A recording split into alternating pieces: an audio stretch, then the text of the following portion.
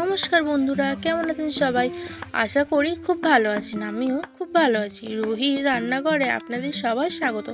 আজ বানাবো chilli soybean. তার জন্য প্যানের মধ্যে 3 কাপ জল নিয়ে নিয়েছি। জলটা একটু ফুটে আসলে ওর মধ্যে সোয়াবিনগুলো ঢেলে দিয়ে সামান্য পরিমাণে নুন দিয়ে সোয়াবিনটাকে ফুটতে দেবো। সোয়াবিনটা যখন ফুটে আসবে গ্যাসটা অফ করে ঢাকা দিয়ে রেখে দেবো যাতে সোয়াবিনটা নরম হয়ে যায়। এরপর একটা পাত্রে আমি একটা ক্যাপসিকাম কেটে নিয়েছি, 3টে পেঁয়াজ কেটে নিয়েছি, 2 থেকে 3টে রসুন কোয়া কেটে নিয়েছি, আর নিয়েছি 6টা কাঁচা লঙ্কা।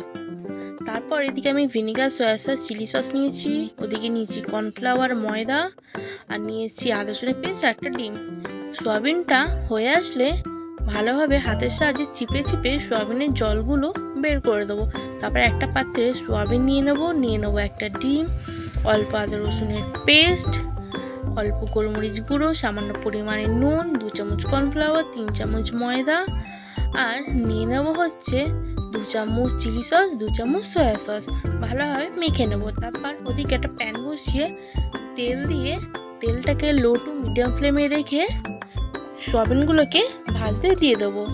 সোয়াবিনগুলো লাল লাল করে ভেজে আসলে তারপর সোয়াবিনগুলো নামিয়ে নেবো। তারপর ওই তেলেই দিয়ে দেবো হচ্ছে কুচি করা রসুনটা লাল লাল হয়ে আসলে ওর মধ্যে তুলে দেবো হচ্ছে কেটে রাখা পেঁয়াজ। তারপর দিয়ে দেবো হচ্ছে ক্যাপসিকাম দেওয়ার পর সামান্য নুন দিয়ে দেবো।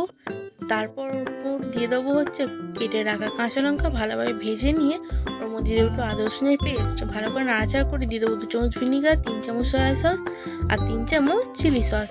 তারপর আমি ওর মধ্যে দিয়ে দেবো হচ্ছে 2 কাপ জল। জলটা ফুটে আসতেই ওর মধ্যে সোয়াবিনগুলো দিয়ে দেবো।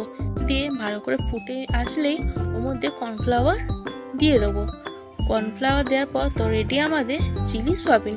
ভিডিওটি ভালো লাগলে like, comment, share and subscribe করতে ভুলবেন না। আর এরম রেসিপি ঘরে বানিয়ে দেখবেন, খেতে খুব ভালো লাগে। আজকের জন্য তাহলে টাটা।